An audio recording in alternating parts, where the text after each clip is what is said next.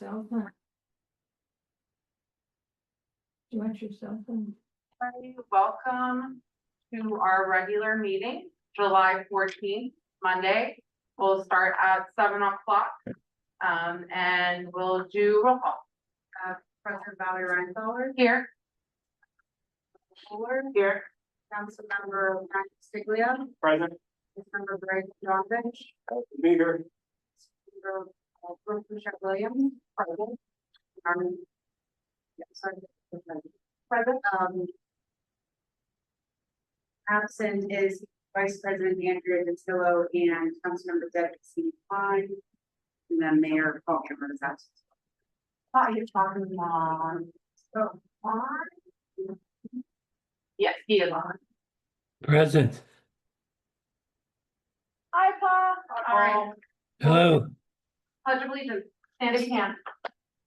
I pledge allegiance to the flag of the United States of America and to the republic for which it stands, one nation, under God, indivisible, liberty and justice for all. All right, we have special guests here today. Welcome. We're going to start with our new police officer, welcoming our police officer, Luke Keldar. Am I right saying that right? How do you say it? Skladar. Skladar. All right. Giving the tag, just mixing it all in. Skladar, to the Churchill Borough Police Department. Welcome. Thank you for being here.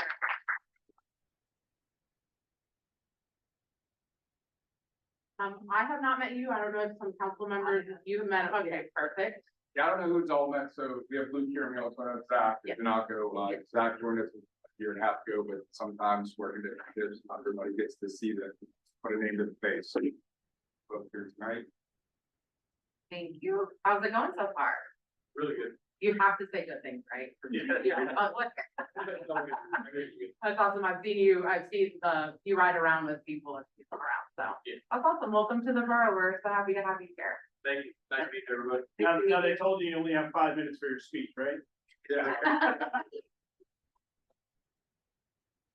Well, thank you so much for Thank being you. here, and thank you for your service. Thank you. All right. I mean, you can say something if you would like or I'm just happy to be here. not. Okay, perfect. All right, and then we have our other special guest, Amanda. Well, hello. Hello. Thank you for having me here tonight. It is always good to be with a member municipality and excited to talk about some of the things that the Turtle Creek Valley Pod has been working on. I'm not exactly sure how the slides are going to work. But They're up on the screen, right? do we just say next slide? Yeah. Okay. I don't know how familiar, maybe some of our newer council members are with councils of governments, but we're a voluntary association of local governments designed to promote discussion and intergovernmental cooperation among our members. Our board delegates are Mr. Castiglia and our alternate is Ms. Willard. And there are 7 individual causes and allegations. Our mission is to facilitate collaboration, programs, and services to strengthen the connections between our member communities and regions. And our vision is to foster safe, inclusive, and sustainable communities in which all residents are welcomed and valued. And for the Turtle Creek Valley Project in particular, to serve as the good government model for our region. We set our standards. We have really good governments. So just wanted to tell you a little bit about what we do, because I know that we send you an invoice for annual dues, every year, and I just want to make sure that we're all on the same page and that you know what we're doing on behalf, and we're here if you have any ideas on how you want to work cooperate with your neighbors. And so one of the programs that we offer, I'm just going to go through this. If you have any questions, you want this more of a discussion on how to do that. But one of our long-standing programs is utility billing. Instead of everybody having an in-house utility billing person, we hire professional people to come in. We purchase very professional software. And we are governed by you. So we know how important it is, customer services. So we really work hard to work with constituents and ultimately to keep them current. We don't see anyone become delinquent. And so that's the focus of our utility billing shared service program. It really is the meat and potatoes. It's how we keep dues low and build capacity within our organization. We also have an accounts payable program. We provide accounts payable services to Shelfront, North Bragg, and Trophy Borough, whereby we have financial software. They provide the coding information. We code it, produce our checks, and move monthly reports. One of the things that we don't talk about very often, but I think is really important, is the representation we provide on behalf of our member municipalities. And it's an example of that is the lead safe demolition working group that we participated in. And just as an example, the people sitting on that committee, we're talking about deconstruction as a policy for Allegheny County for demolition. And deconstruction is a great way to demolish properties. It really mitigates hazards in the process, but it's super expensive. But because the COGS were at the table, we were able to negotiate what's called a wet technique, where you're still mitigating the hazards during the demolition process, but it really lowers the price. And for our communities, that was really important. So that's just one small example of how it's important to have representation at the table during these discussions. We're also involved with discussions around House Bill 1062 currently. That's the blight mitigation, blight database legislation that Representative Markosik has introduced. It's currently in the Senate right now. And also House Bill 273, which part of it provides funding for code enforcement. So we're all for that. Trying to support that. Next slide, please. We also have a BAFTR. So this is a more traditional COG operation. We together bought this very expensive piece of equipment that cleans out sewers, catch basins, it jets out sewer lines, prevents backups and people's, it's not the sexiest thing, but it prevents backups and basements and things like that. And in Churchill Borough, this is some of the work that we've done over years. Next slide, please. Chief is here tonight. He is part of our police chief committee. And together, the police chiefs meet occasionally throughout the year. We've been able to put together a mutual aid agreement. We have regional testing, regional police training, which Churchill's been a leader in, especially with Officer Chalice, and field force operations.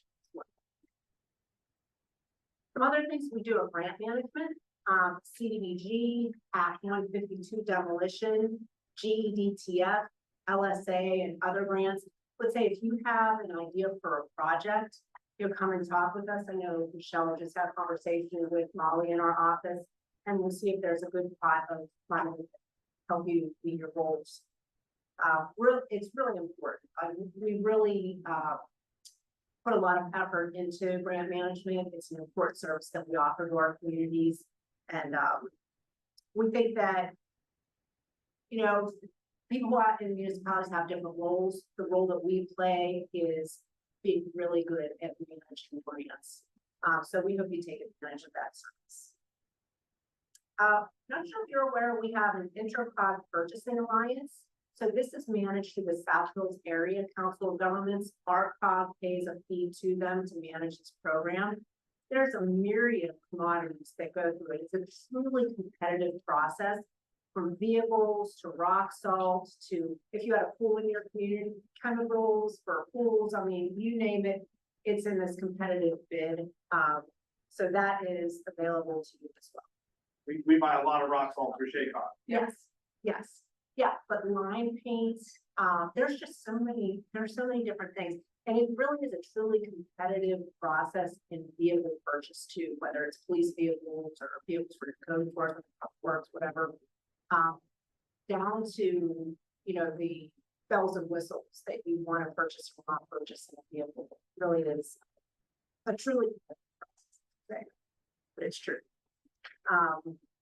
We host monthly managers meetings, which are one of my favorite things. There are all kinds of different topics that come up through those meetings, a lot of different ideas, a lot of ways that the managers help one another and figure out what similar issues are between communities. So it's really invaluable, and we value the participation of all of our managers in that. One project that came out of that was the cable franchise renewal project, for example. Turkwood Valley Club also hosts a uniform construction code and property maintenance appeals board on your behalf. So by law, you have to have an appeals board in place. UCC in particular, there are certain criteria that you have to meet to sit on that board.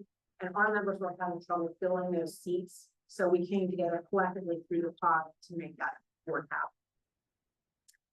And maybe like most importantly to me anyway, is our blight mitigation effort, where we do code enforcement. We're the co-founder of the Tripod Land Bank, of which I'm a board member of now. And of course, we're developing our open source civic software code force. And just as a little reminder of why we do this work and why our board felt it was important that we do this work. This is a little bit dated, but I still think very relevant. Back in 2012, we did a financial impact of blight study. And we found that our collective region, Turtle Creek Valley Pod and Still River Pod collectively, was losing about $250 million on issues related to blight. And that full report is available on our website or the Tripod Land Bank website if you want to see it. What we recognized through that study is that 60% of Allegheny County's blight is concentrated in our footprint. That's outside of the city of Pittsburgh. And that if you have a property that's in any condition, but even good condition, if you're located within 150 feet of a blighted property, you're losing anywhere from 17% upwards of 25% of your property value just because you're in the proximity of a blighted property. This next slide, I find very compelling personally. If you look at the image on the right, that's affordability at 50% of the county median income. That's about $38,000 a year. And if you look at the bottom right-hand side, you see that's Allegheny County, and the bottom right-hand side of that image is sort of our footprint there, ours and Still River Pod. And you can see the yellow area is really where the people who earn 50% or less of the county median income is concentrated. So that brown area, well, that's everywhere else that people who make 50% or less of the median income they can't rent there, they can't buy there. They like the school district, tough luck, or, whatever, for whatever reason, they cannot live in other places, even if they wanted to. And not coincidentally, on the next slide, that sort of overlaps with Allegheny County's environmental justice mill, where people who live in some of these communities experience negative health outcomes in comparison to places. The next slide, please. So we feel like the work that we're doing really lies in the blue box and the neighborhood and built environment, because having healthy communities is complicated. It is not simple. There are a lot of different ingredients that go into making healthy communities. And in fact, there is a growing body of evidence that suggests that if you live in proximity to blight, that you're more likely to have a myriad of different health problems. So all that to say why our board at the time really sent us in this direction of trying to find solutions that help move the needle. And so we started the enforcement program of which Churchill was one of the founding members. We certainly did learn a lot. We had a lot of growing pains at the beginning, but we're in a much better position now. We currently provide code enforcement service to 4 communities in the Turtle Creek Valley footprint. But when we were looking at this and trying to figure out how to move the needle on these issues, some of our partners like the Pennsylvania Housing Alliance and the Center for Community Progress were telling us that having good quality technology is really important, especially in places with limited resources. And what we were finding is that some of our smaller communities did not have tools in place in comparison to some of our larger towns because the tools were expensive. So that was another reason that fueled our desire to create a tool on our own. So I'm happy to say that Churchill is participating in the Code for software. I hope that you love it. We have 11 towns using it now without any marketing at all. It's just word of mouth by our end users. But just know that there are two sides to the system. There is an occupant's permanent side and there's a code enforcement case side. It helps, it tracks everything from door hangers through citations. There's a mobile app that goes with it that standardizes inspections. You can upload pictures in a place without connectivity. It doesn't matter. You can still conduct that inspection. And the colors on there help keep code enforcement officers on track with follow-up and things like that. Next slide, please. So there's monthly reporting, which you get every month. And one of the cooler features are the action requests. So you don't have to pick up the phone and call your code enforcement officer. You can go and submit a concern and it shows up on the dashboard. There's just a lot of technological efficiencies built into the system so that limited resources can be used to the best of it. And just one last pitch on the value of code enforcement. You guys have a great code enforcement officer, but sometimes I know it's hard to justify sometimes property maintenance code enforcement.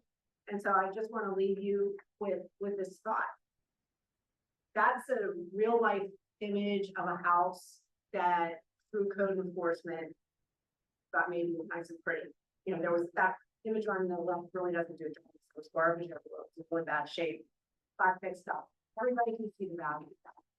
And there is value. I just told you that if you have a house located within 150 feet, you're losing property value. So there is value. The next slide, please. But there's also unseen value in code enforcement. And honestly, this is where my heart lies.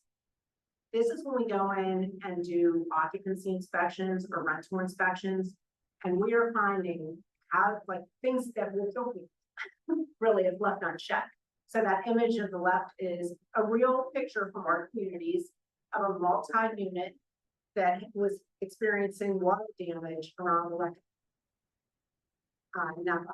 And then the picture on the right is a picture of an HVAC system that had issues with carbon monoxide because it wasn't assembled correctly. So you might not always be, as elected officials, you might not always be able to see the value, but I would argue that it's invaluable to have good quality code enforcement. So thank you for your time tonight. Happy to answer any questions, or if you have ideas, if you have things that you're willing to invest in a shared service, we're going to have that conversation. I have a question. Yeah. I talked about utility billing. How many municipalities participate in that? We have 16 right now. And what kind of utility billing do you all do? We do refuse, sewage, and stormwater. Yeah, right now. Thank you very much. Thank you. Thank you. Thank you. Nice to see you, Amanda. You too. All right, and we'll move on to our public comment section. We have a couple people here in the room today, so if you would like to speak, you can come on up, state your name, your address, and you would have 3 minutes.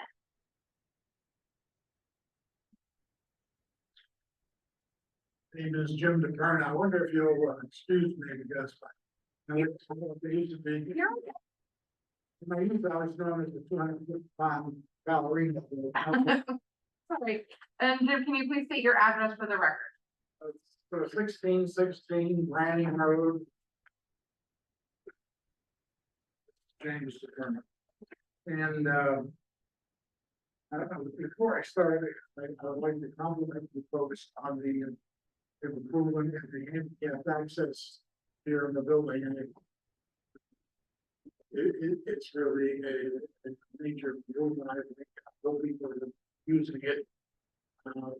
So I thank you a lot for that. Thank you. As far as my comment goes,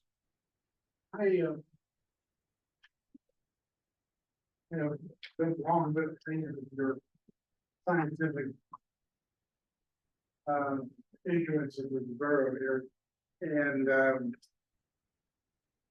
when it comes to electric energy, I'm hopeful that now that we have access to professional engineers that maybe they could be reviewing these things. Because it appears like there's, doesn't seem to be a whole lot of review. But this one entitled Energy Efficient Lighting says that you can get super duper cheap, performance from some light bulbs that are good for 10,000 hours, but what it doesn't tell you, you have to use that light bulb only 3/10 of 3 hours a day. It's hidden on there. And I'll pass it down here. These painters in the industry. You could have. And they hide their true story very well. And I would think this would be a major concern. Certainly because right around light bulb, you know, how much they're going to cost. However, I'm sure you did the same things I do. You did a letter from Fair Choice Energy, Smart Energy, Inspire Clean Energy. Yeah, the last one. And I'm afraid that it's an older person who isn't familiar with this. The intricacies of the electric industry might associate boroughs as improving some of these things, which are scams. What they say is, if you sign up with us, we'll lower your rating for 2 months, 3 months, and we will so happy. And and that the windmill generated, solar panel generated, sustainable energy will go wherever it's being generated. I never said where, directly through the wires to your house. We've heard of that, that's 3 minutes. But yeah, which is sort of ridiculous. So I know that the borough would look at their scientific stuff. It might be good if to keep from possibly, I'm saying you are possibly. That is your 3 minutes, I apologize. If you would like to email us the rest of the information, we would greatly take that. Give me just another minute. I am sorry, I cannot give you any more time. It is our rules that we do 3 minutes for every resident to be fair. You know, what I have to say is that I really wanted to. I understand that, sir, and to be fair, like I said, we could talk after the meeting if you would like. You could also email us the information, but to be fair to everybody, we do 3 minutes. Thank you.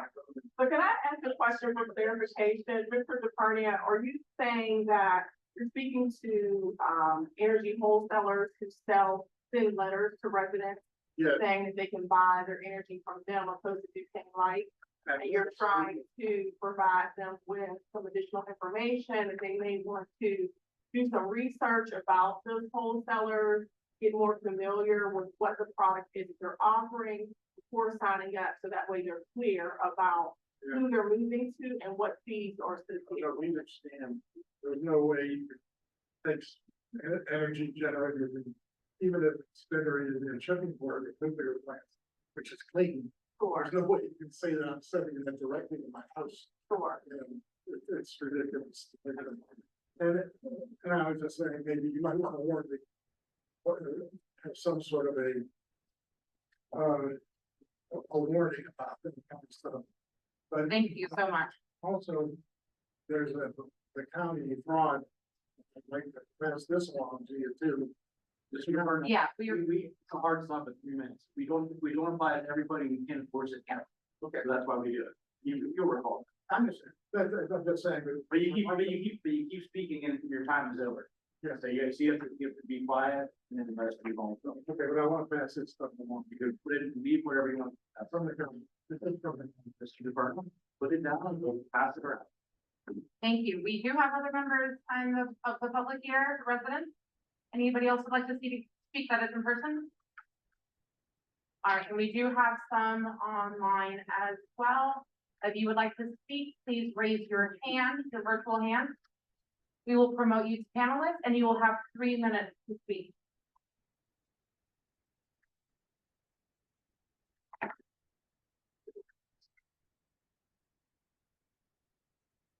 Does anybody else want?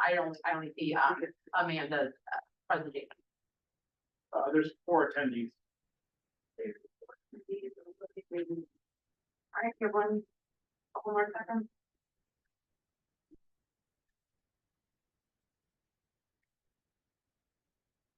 All right, and we will close public comment. Thank you, and we'll move on to, our item. Madam President, motion to approve the meeting minutes from the June 9th regular council meeting. Second, Any discussion? All in favor? Aye. Opposed? And it carries, and I know that, Ashley, you're gonna read the mayor's report? Right. Okay. Monthly report for June 2025. The chief has reported to me that there were no significant incidents for the month of June. Officers handled a total of 885 events this month, 5,528 year to date, consisting of calls for service and proactive patrol engagements and details affecting 11 arrests. The department's 5 police vehicles logged a total of 9,721 miles. The combined year-to-date total is 36,832 miles. The ticket summary for the month of June 2025 was 55, 7 non-traffic, 9 parking, and 39 traffic tickets. The magisterial fines for June 2025 were $2,634.98. The year-to-date total is $12,048.25. The incidents most frequently handled by Churchill officers are traffic-related in nature. Of those, vehicle crashes account for the majority. Since January 1st, officers have reported to 58 vehicle crashes within the borough, with 30 of those being serious collisions involving injuries and/or vehicles needing to be towed from the scene. Alarmingly, 10 involved intoxicated or impaired drivers. Nearly all of the remaining collisions involved drivers who were distracted and using their smartphones or similar devices. Pennsylvania's new distracted driving law, known as Paul Miller's Law, prohibits the use of all handheld devices while driving, even while stopped in traffic or at a red light. The law took effect on June 5th, 2025, and makes it illegal to operate a motor vehicle while holding or supporting any interactive mobile devices, regardless if the driver is actually actively using the device. Violators can be issued a traffic citation with a $50 fine attached. After all court costs and state fees are then applied, the total cost is more than $200. However, any dollar amount in fines and penalties pales in comparison to the repercussions and aftermath of being involved in a traffic crash. With that in mind, I remind our residents to please never drive intoxicated or impaired, and do not drive distracted. Madam President, motion to accept the mayor's report for June 2025. second, Any discussion? All in favor? aye. Report? Opposed? And it carries. It's been a long Monday. Madam President, I would motion to accept the treasurer's report for June 30th, 2025, and directing the finance officer to pay the bills to the borough of Churchill approved since June 10th, 2025. Second. Any discussion? As a matter of standard practice, I will read the larger bills here. The first is Alcosan sewage treatment quarterly payment in the amount of $45,037.16. The next is for Gateway Engineers, Borough Engineering Services for paving and MS4 and all the other stuff we work on. The amount of $36,370.23. The next is our Public Works Bigliotti for street maintenance, MS4 leaf collection in the amount of $26,178.00. Next is State Pipe Services, which performs work between March 28th and June 30th under our 2025 sanitary and storm sewer televising and cleaning contract.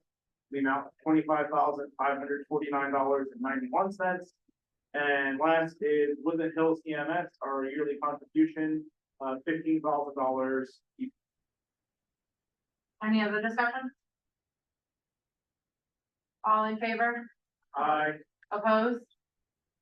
And it carries. Under action items, Madam President, I would motion to authorize the Borough Manager to send a letter to the Public Utility Commission regarding concerns over failing electrical infrastructure and its impact on Churchill residents. You do it, Zach. Second. Discussion. In light of the, storm we had recently, we're getting more frequent calls about outages in the borough and how frequent it's coming. How that is being broken. So the Public Utility Commission does have with a letter, just urging them to conduct a formal review, or audit of our particular infrastructure in the borough. Submit a service improvement plan specific to our area and just stressing the importance of, transparency when it comes to response time, preventive maintenance and outage tracking. Thank you. Just to add to the discussion, I know, Representative Salisbury, our local state rep, held a town hall here recently on July 10th. Ashley and Michelle both attended, as myself, and a number of Churchill residents were there as well. UK Light was supposed to be there to answer questions. Unfortunately for our residents, they were unable to be there because they were called to testify in front of the Public Utility Commission. So, but that is looking to be rescheduled. We will certainly put that information out, but I guess the good news is, hopefully the state agency, that regulates that can help hold some accountability there for making these improvements, in the future. So. Thanks for that. I also would like to add, Duquesne Light, like most utility companies, have a government relations person. So that may be a good resource or method to engage the company to build a relationship, and maybe there could be some ongoing on a quarterly basis communication or report to the community about updates that are happening. I understand if there was a storm, a lot of people were impacted. But I also feel like we want to massage the relationship to rebuild on that little same thing. Yeah, the government. So that would be.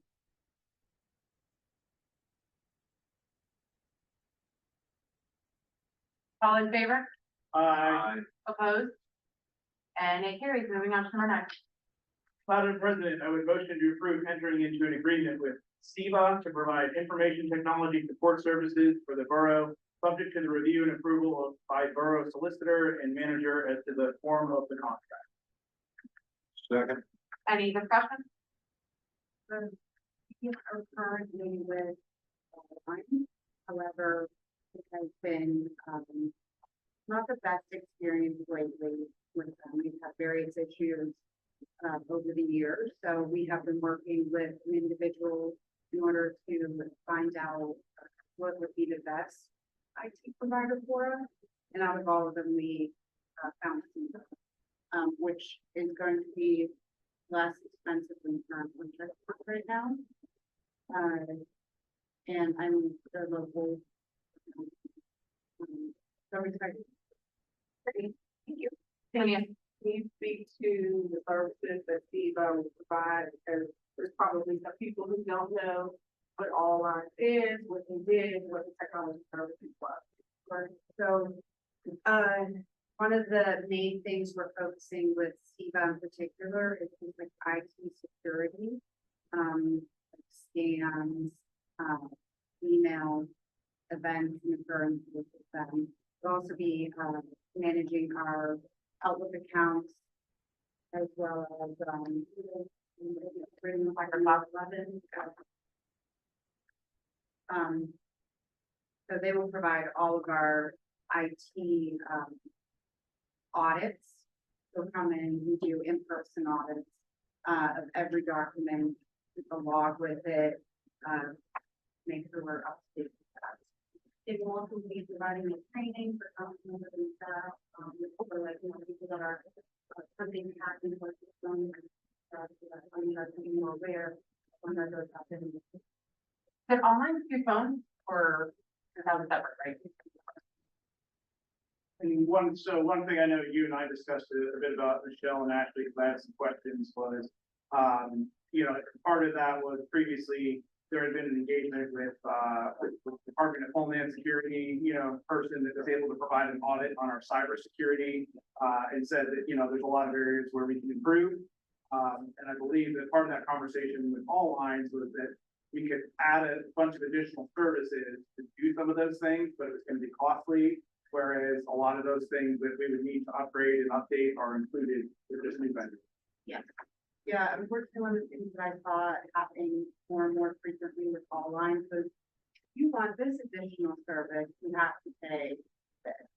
And one of the big things that we were looking at was to have an all-inclusive. Which even we can offer. Thank you. Thank you. All in favor? I Opposed? And it carries. And then we're gonna talk about the storm sewer right away. Yes, for number 10, we're gonna push that back a month. The borough engineer and I are still working on the final form of that, easement termination document. If you recall, this is related to the new storm sewer easement that was granted on the ALT property, which makes this one not used, redundant, and I think part of the water and sea or land and water, I guess it is, right? Land and water, part of the environmental credits, it requires them to eliminate this in that part of the project. So anyway, long story short, we're very close to having it finalized. We're gonna get that out to the other side, have them review it. Hopefully, have it see them wrong. Great, thank you. Madam President, motion to approve the resolution 4670, approving an intergovernmental cooperation with Wilkes Township regarding the transfer of sanitary sewer truck lines TL7 and TL9 to Alphasan. second. Any discussion? In front of council quite a bit, we discussed this a lot. So we are working with Wilkins, and it looks like we'll have to pay them back roughly $50,000. And that is for our obligation. Any other discussion? All in favor? I Opposed? And it carries. Moving on to 12. Madam President, motion to approve the borough manager to sign the Alphasan Regionalization P 07 PDP and QM permit transfer application. second. Any discussion? This is in particular for the fuel ground line. So this is just permit transfer for our section of fuel glass.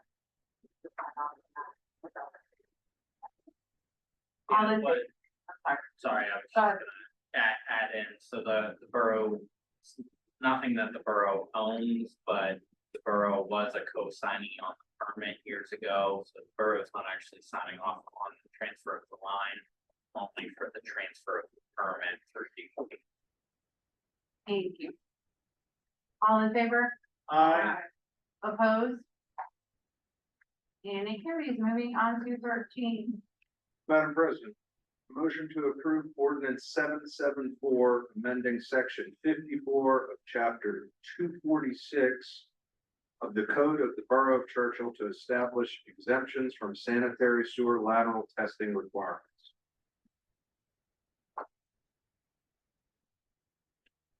There's a second.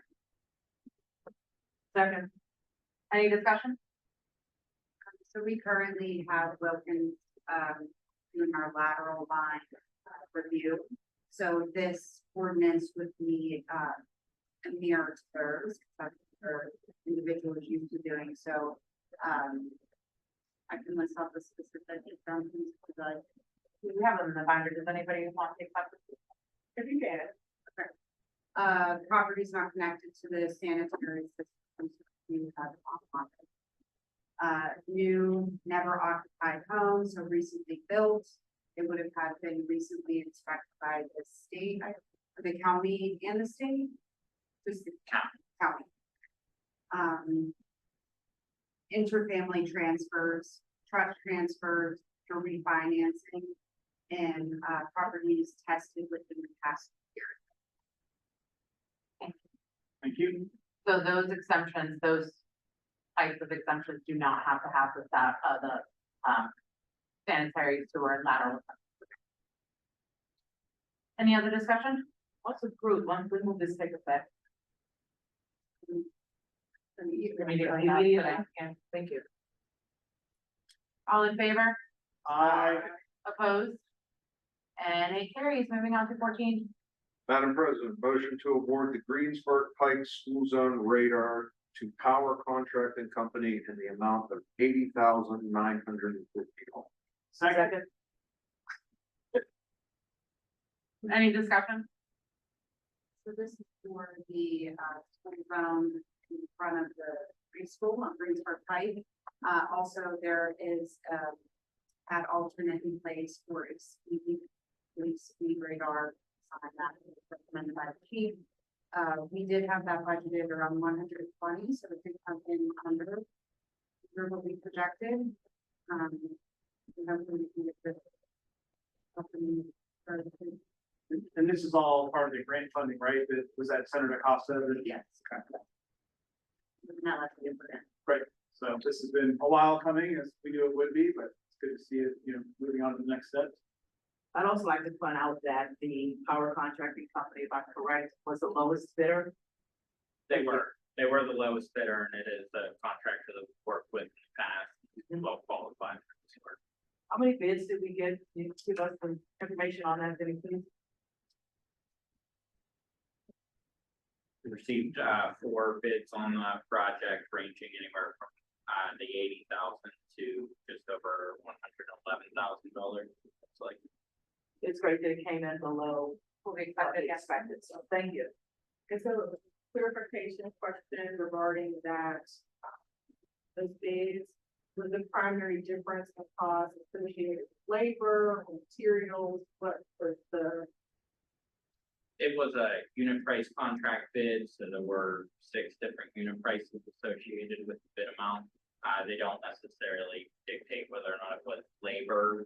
Labor's been broken out from the materials associated with it. Oftentimes it depends on contractors' ability to do work or need for additional work, or what they have going on currently, or what they have in the area. Yeah, there wasn't anything that was particularly outstanding in terms of what the differences were. Again, that's a pretty tight grouping of the cost. I don't have one specific item that necessarily set them apart. I think the 20-foot mast arm, that was the biggest cost item associated with it. The low bid contractor was the lowest on that, so it may just be that they have a better deal with the manufacturer manufacturing them. And then, regarding ongoing maintenance, I don't think we've ever talked about that before. Has there been any discussion in the committee or about what the annual or maintenance will be for? No, we didn't discuss that, Michelle, we just, had our bids set at, bids going out and what they were going to buy for us, so were we really on maintenance with that? I know with our other signs, I think we get the, I don't know if it's a schedule or. Yeah, so we have a choice between a 1, 2, or 3-year contract. They offer some rebates the longer you put the kind of out. So if we do end up with another speed sign, as you know, there's already a speed sign heading the southbound direction in front of the high school. We want to add Right. northbound.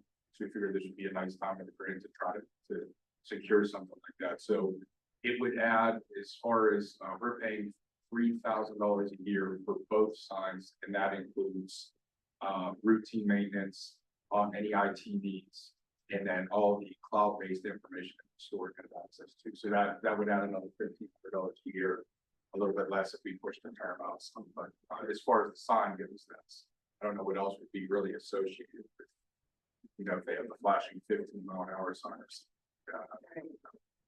Thank you for bringing that out, so I'll make sure we discuss that in next infrastructure. Sure. And I just want to, publicly thank the Woodland Hill School for their letter of support for the LSA grant. Dr. Castagna, the former superintendent, was very responsive to our desire to apply for this grant, wrote a letter of support. And I believe that helped us secure the funds. So the remaining balance that will be left over, I believe that the grant was $124,000 roughly. Is that something that we'll be able to use towards maintenance, or will we have to, whatever the difference is, return that back? You know, the grant was 100 and then the 20 was coming. Okay, okay. So I can look into that and see if there's any ability in regards to, going into maybe the. Okay. All in favor? Uh, Opposed? And it carries. We're moving on to our staff report. Start with our borough engineer. Talked about a number of items. I think we have a couple under updates, but just as a quick additional update, we did have the pre-construction meeting for the paving contract. It was an initial meeting with the contractor, knowing that their initial schedule is sometime in August. As that schedule becomes a little bit more realistic, we'll have another construction meeting where we actually walk the streets, paint the areas to be repaved. So I'll make sure that I get an update to everybody when that work's coming through. Otherwise, our sewer O&M projects are actually primarily complete. The work that was preliminary provided to the contractors. So with that, we have a better idea of where that final costs are for those projects. And so we've been working with the borough staff to look at that, whether or not there are any additional work orders to be provided to the contractors or work to be completed between now and the end of the year. And you're estimating, paving, line striping, at the end of August. Currently, yes, yeah, again, contractors supposed to get back to us with their formal schedules. That would be the expectation. We were hoping that it would be, around or before school started again, but there should be a major disturbance to school with the work. Thank you. Chief? I just want to pass on my prayers and my wishes to Mayor Gamrat. I'm glad to see him on tonight. He had some pretty significant surgery last week. Spoke briefly over the weekend by text, but I'm glad to see he's up and about, recovering going home. And just briefly on the Duquesne Light, following up on the Duquesne Light discussed earlier about some of the issues that they're trying to address now. They're holding for the first time that I can remember a first responder kind of safety assessment and response class next Monday. They're going to hold 2 different classes, the Forest Hills Fire Department, for any of our first responders who can kind of address. I think it kind of rides the coattails of what happened with the storm, but kind of trying to maybe make it a little bit more. We had some issues when the storm first happened, and we had so many lines down. We asked some questions about if they could come out, maybe terminate the power so we could start removing some trees and opening roadways. So, but I think it's going to kind of address some of those issues as well as just overall general response safety. So glad to see that they're obviously taking this seriously. That's it. thank you. Thank you. Ashley? Yeah, so Michelle and I can meet with meeting.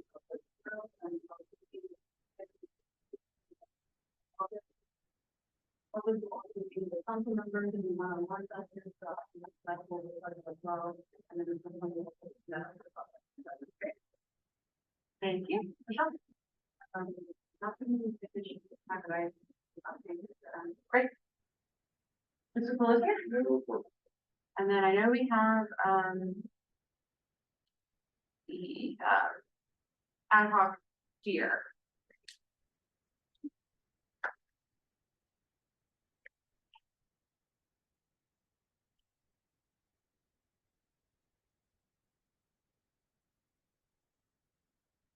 I know I don't have a 3-minute time limit, but I'm still gonna keep track of my time, so I don't. You don't have, yeah, you not have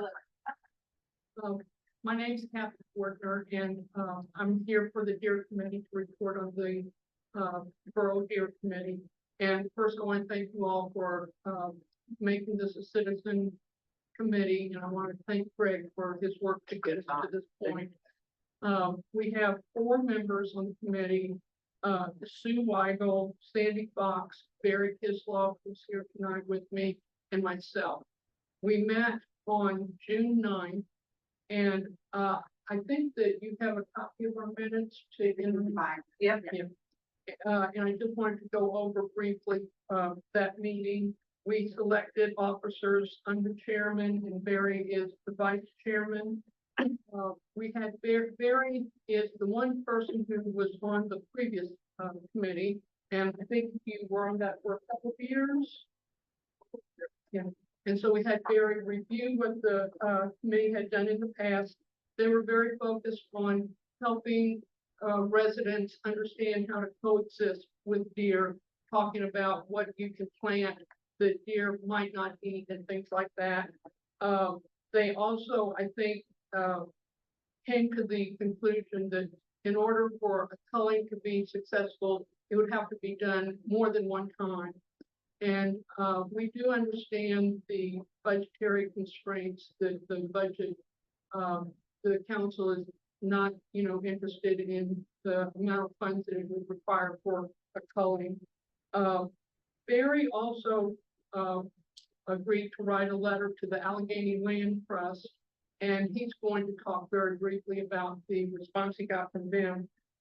We were going to have a deer awareness meeting in November. We had talked about that at a previous meeting, but we decided not to do that and to focus more on doing research and getting information to residents.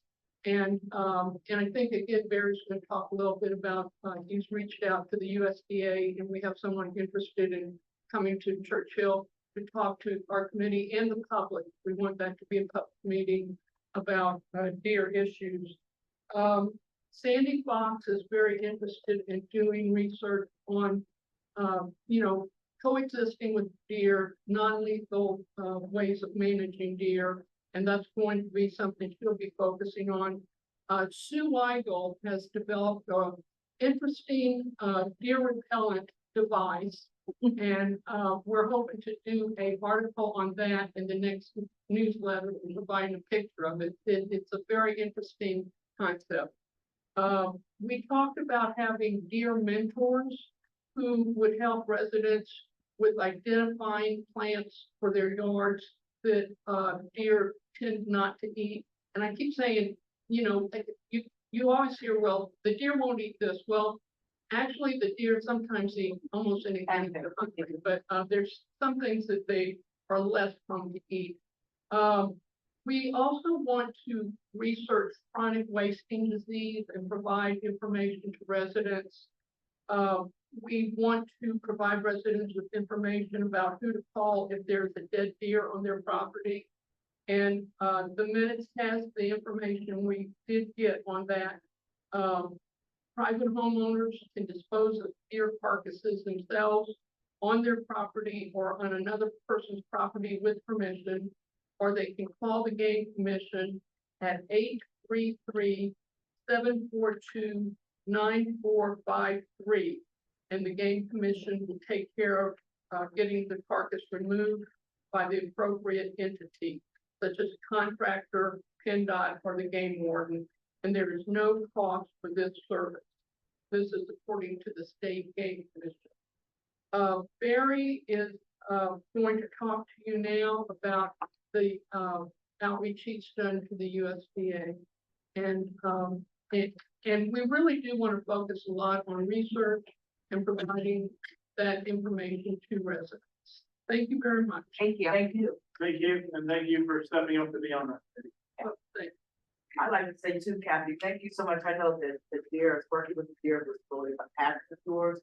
So thank you for stepping to the plate. And I want to thank Greg for offering to do that, just letting it go and letting the residents handle it. I think that's a big step in moving the house forward and allowing the residents to be a part of it. getting information to us as well. Yeah. Thank you. You're very welcome. Thank you.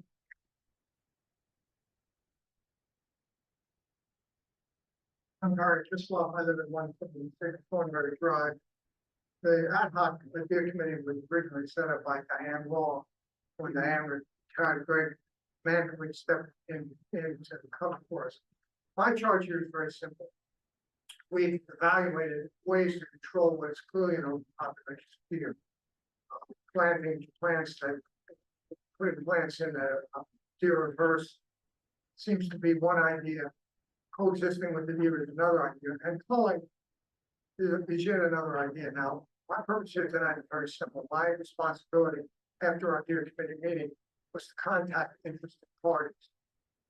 We know that the borough does not have the funds to cull the deer. That's a fact. Or the Pennsylvania Game Commission, what's called the Master Hunter Program.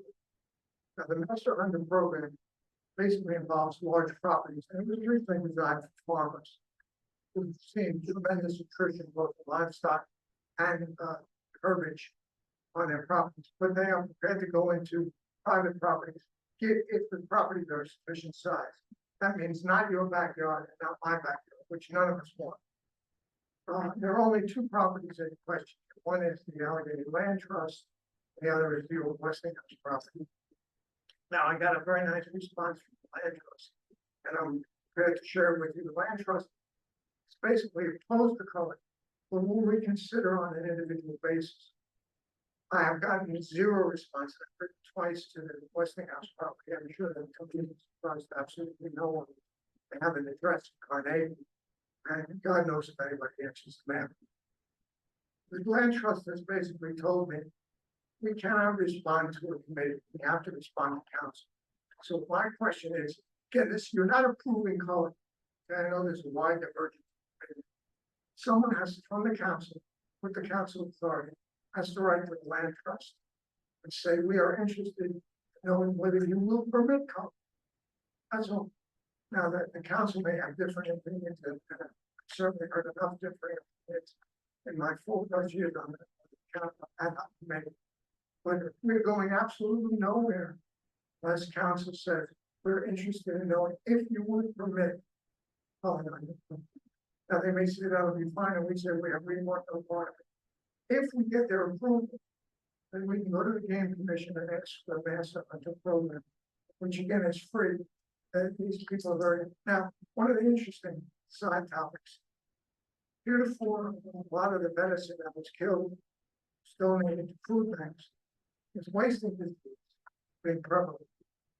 This may come to a screeching halt because based on the mad cow disease in Texas, maybe we may have reached a situation where no one wants to touch dead deer for the fear of chronic wasting disease, sponge from certain plants. That's the cycle. I'm here tonight to ask council to simply write a letter to the Land Trust and to the Westinghouse property, asking whether they would consider culling on their property. Can I ask a question? So we're surrounded by a number of municipalities, right?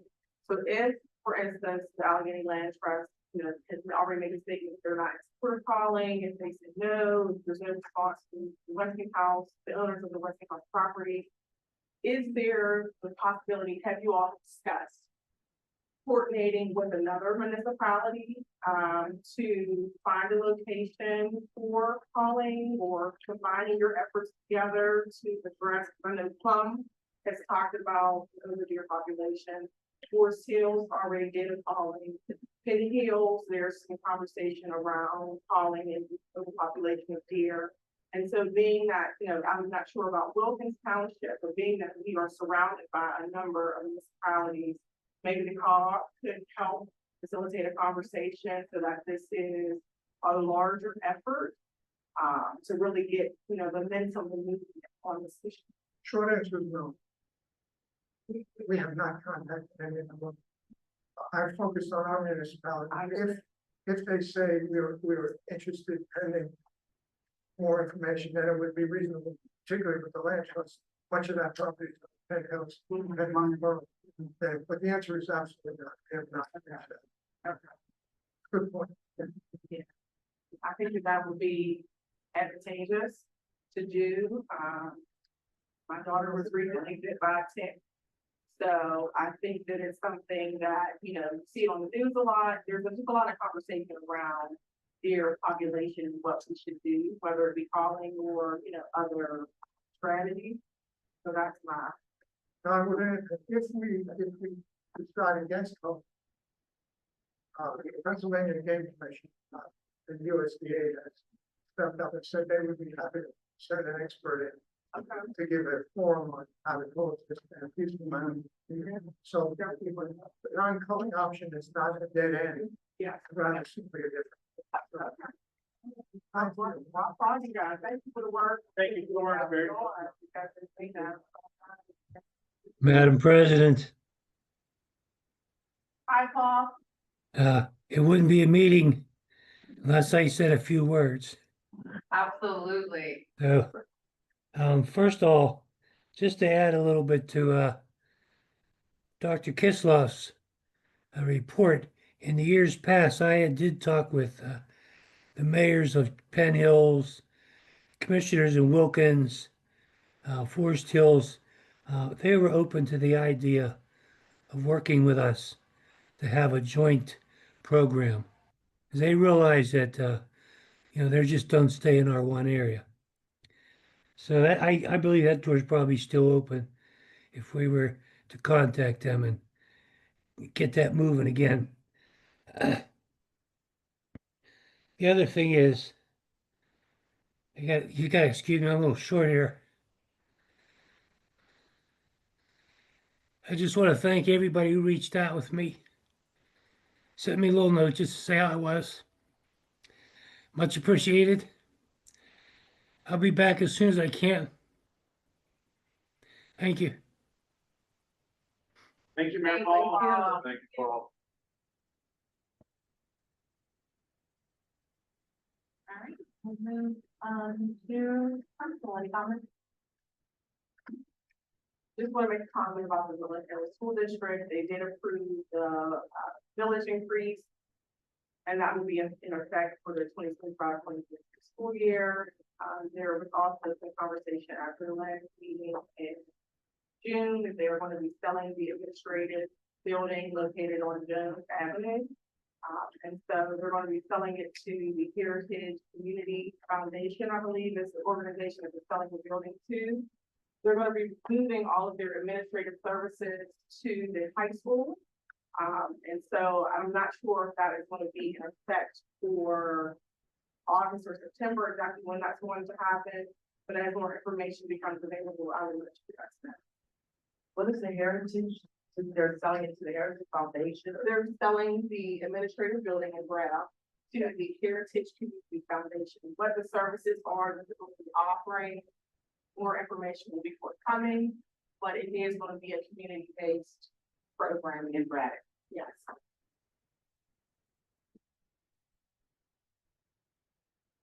Thank you.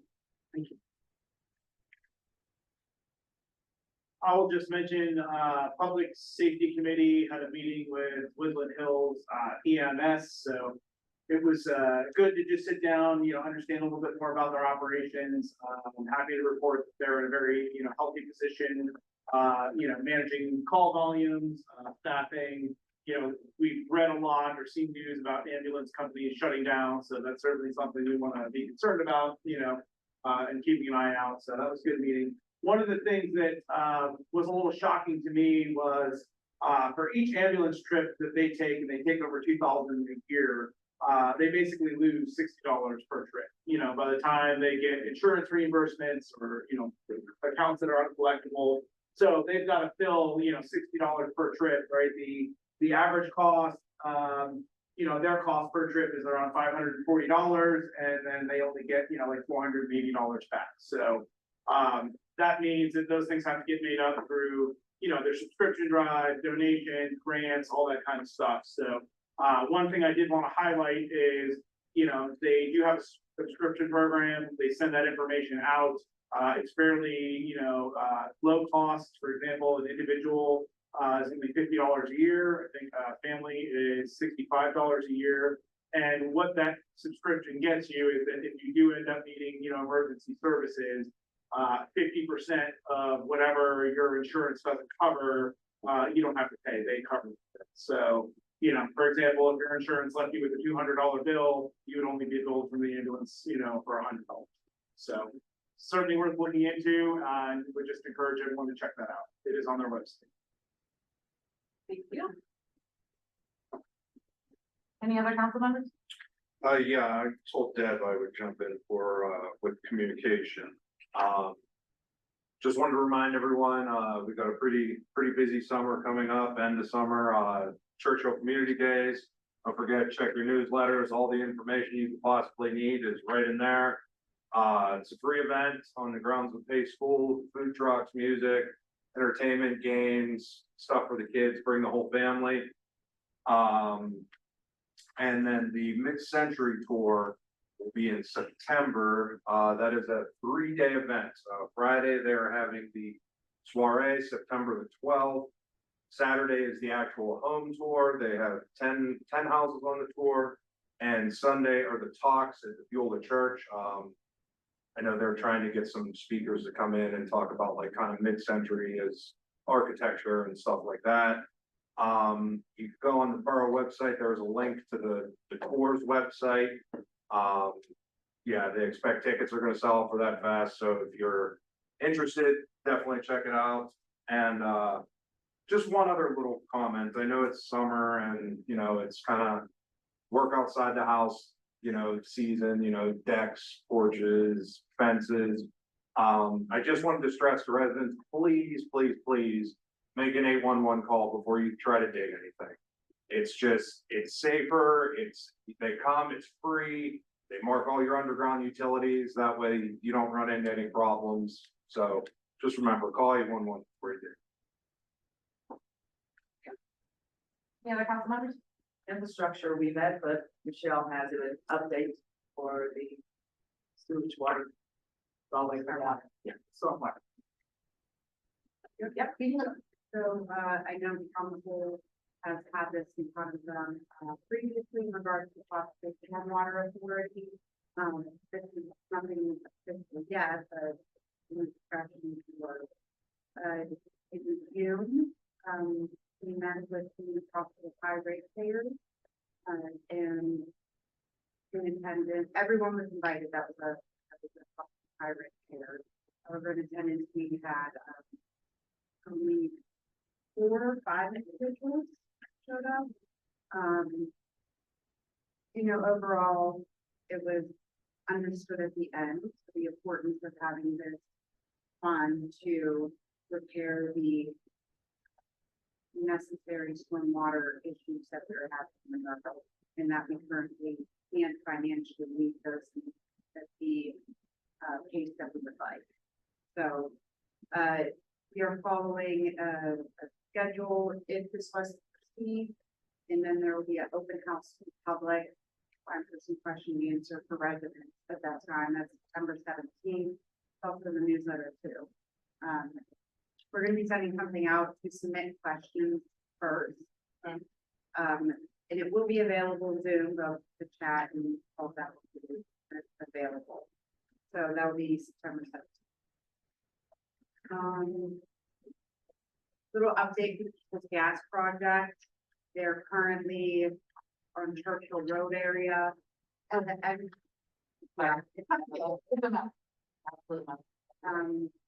they, after the project is completed, which is projected to be September, they will completely pave Kirk.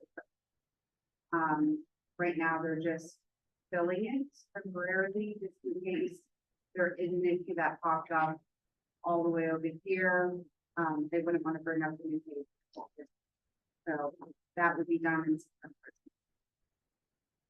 A little update with the Churchill Road. Many of you know that there's a fencing right there. We've been actively communicating with PennDOT. They will replace that fence during the anticipated project timeline. However, that might not be until 2027. But we're going to do some temporary fixing here in the borough that PennDOT has to do.